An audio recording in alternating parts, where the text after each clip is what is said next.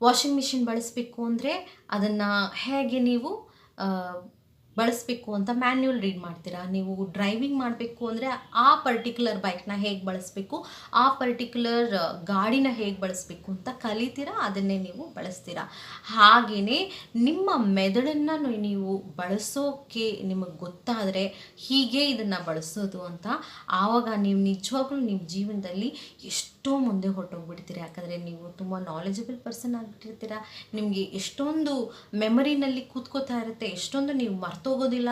ಮತ್ತು ಇನ್ನೊಂದು, ನಿಮ್ಮ ಜೀವನದಲ್ಲಿ ಹೇಗೆ ಸಾಧನೆ ಮಾಡಬೇಕು, ಹೇಗೆ ಬದುಕಬೇಕು ಅನ್ನೋದನ್ನು ನೀವು ಅರ್ಥ ಮಾಡ್ಕೊಂಡ್ಬಿಡ್ತೀರ. ಮತ್ತು ಒಳಗಡೆ ಇರೋ ನೋವಾಗಲಿ ಇಲ್ಲ ನಮ್ಮ ದೇಹದಲ್ಲಿರೋ ನೋವಾಗಲಿ ನಾವು ಈ ನ್ಯೂರೋ ಲಿಂಗ್ವಿಸ್ಟಿಕ್ ಟೆಕ್ನಿಕ್ಸ್ನ ನಾವು ಬಳಸ್ಕೊಂಡು ನಮ್ಮ ಬ್ರೈನ್ನ ನಾವು ಹೇಗಾದರೂ ಮಾಡಿ ನಮಗೆ ಬೇಕಾಗಿರೋ ಹಾಗೆ ನಾವು ಅದನ್ನು ಮೌಲ್ಡ್ ಮಾಡ್ಕೋಬಹುದು.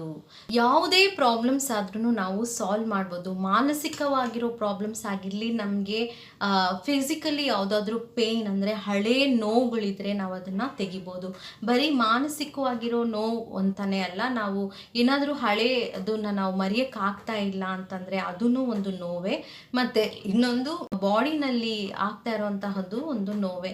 ನಿಮ್ಗೇನಾದರೂ ಈ ಥರ ನೋವುಗಳಿದ್ರೆ ಮತ್ತು ಇದು ಡಾಕ್ಟ್ರಿಂದ ಸಾಲ್ವ್ ಮಾಡೋಕ್ಕಾಗಲ್ಲ ಅಂದರೆ, ಇಂತಹ ನೋವುಗಳು ಯಾವಾಗಲೂ ಟ್ಯಾಬ್ಲೆಟ್ ತಿಂದು ನಾವು ನೋವನ್ನ ಹೋಗ್ಸೋಕ್ಕಾಗಲ್ಲ ಅಂದರೆ, ಮಾನಸಿಕವಾಗಲೂ ನಿಮಗೆ ಟ್ಯಾಬ್ಲೆಟ್ಸ್ ತಿನ್ನೋದು 100% ಸರಿಯಲ್ಲ. ಇಂತಹ ನೋವುಗಳನ್ನು ನೀವು ಹೋಗಿಸ್ಬೇಕು ಅಂದರೆ ಒಂದೇ ದಾರಿ, ಅದು ಒಂದು ನ್ಯೂರೋ ಲಿಂಗ್ವಿಸ್ಟಿಕ್ ಟೆಕ್ನಿಕ್ಸ್ ಅಂತ.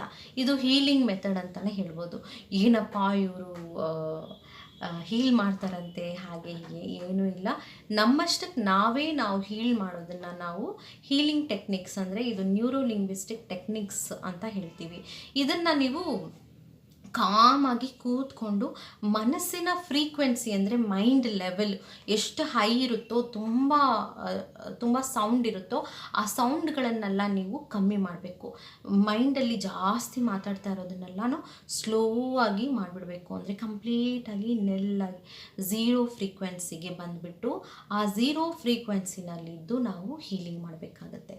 ಈಗ ನಾವು ಅದನ್ನು ಯಾವಾಗಲೂ ಬಡ ಬಡ ಬಡ ಬಡ ಬಡ ಬಡ ಬಡ ಮಾತಾಡ್ತಾ ಇರೋಂತಹ ನಮ್ಮ ಈ ಮನಸ್ಸನ್ನು ನಾವು ಕಂಟ್ರೋಲ್ ಮಾಡ್ಕೊಬೇಕು. ನಮ್ಮ ಮನಸ್ಸು ಮೇಲೆ ನಾವು ಕಂಟ್ರೋಲ್ ಮಾಡ್ಕೊಳ್ಳೇಬೇಕು. ಈಗ ನಾವು ಕೈ ತೆಗಿಬೇಕು ಅಂದರೆ ಇದು ನಮ್ಮ ಬುದ್ಧಿ ನಮಗೆ ಹೇಳ್ಕೊಡ್ತಾ ಇದೆ, ಅಂದರೆ ನಮ್ಮ ಬ್ರೈನ್ ಮೆದುಳು ನಮಗೆ ಪಾಸ್ ಮಾಡ್ತಾ ಇದೆ ಮೆಸೇಜ್, ನಾನು ಕೈ ತೆಗಿಬೇಕು ಅಂತ. ಅದಕ್ಕೆ ನಾನು ಕೈ ತೆಗಿತಾ ಇದ್ದೀನಿ.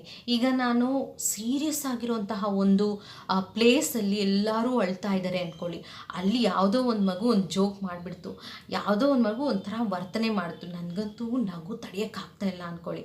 ಆವಾಗ ನಾನು ನಕ್ಬಿಟ್ರೆ ಏನಾಗುತ್ತೆ? ಎಲ್ಲರೂ ಏನು ಅನ್ಕೋತಾರೆ ಅಲ್ವಾ? ಅದನ್ನು ಕಂಟ್ರೋಲ್ ಮಾಡುತ್ತೆ ನಮ್ಮ ಮೆದುಳು.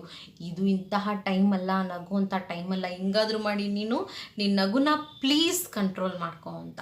ಇದು ಎಂತಹ ಒಂದು ಪರಿಸ್ಥಿತಿ ಅಂದರೆ ನಮ್ಮ ನಗುನ ನಾವು ಕಂಟ್ರೋಲ್ ಮಾಡ್ಕೊಳ್ಳೋಕ್ಕೆ ಆಗಲ್ಲ. ಆದರೂ ಮಾಡ್ಕೊಂತರ ನಾವು ಏನೋ ಒಂದು ವರ್ತನೆ ಮಾಡಿ ಮುಚ್ಚಿಡ್ತೀವಿ.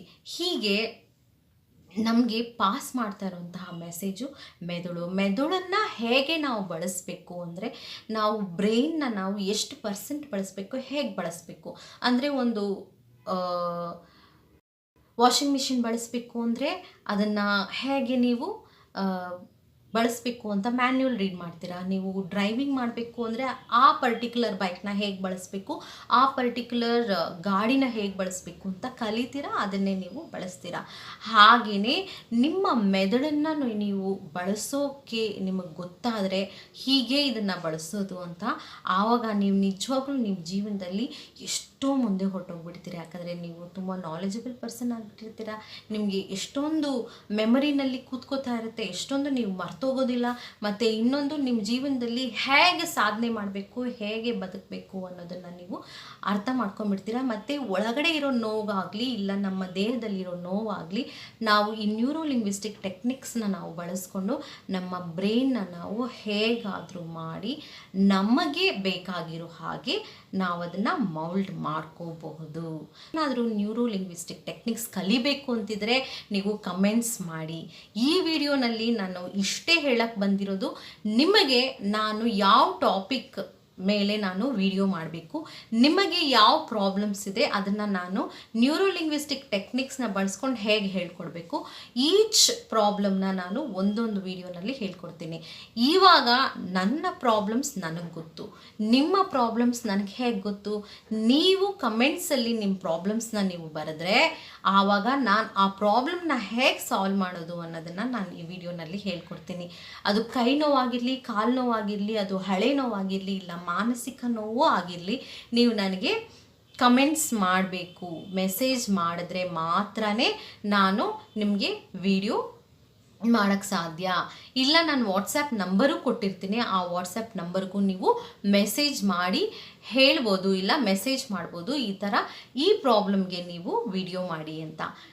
ಕಂಪ್ಲೀಟಾಗಿ ಇದು ರೂಟ್ ಸಮೇತ, ಬೇರ್ ಸಮೇತ ಈ ಪ್ರಾಬ್ಲಮ್ನ ನಾವು ಕಿತ್ತ ಬಿಸಾಕ್ಬೋದು ನಮ್ಮ ಜೀವನದಲ್ಲಿ. ಈ ವಿಡಿಯೋ ಏನಾದರೂ ನಿಮಗೆ ನಿಜವಾಗ್ಲೂ ಇಷ್ಟ ಆಗಿದ್ರೆ ಲೈಕ್ ಮಾಡಿ, ಶೇರ್ ಮಾಡಿ.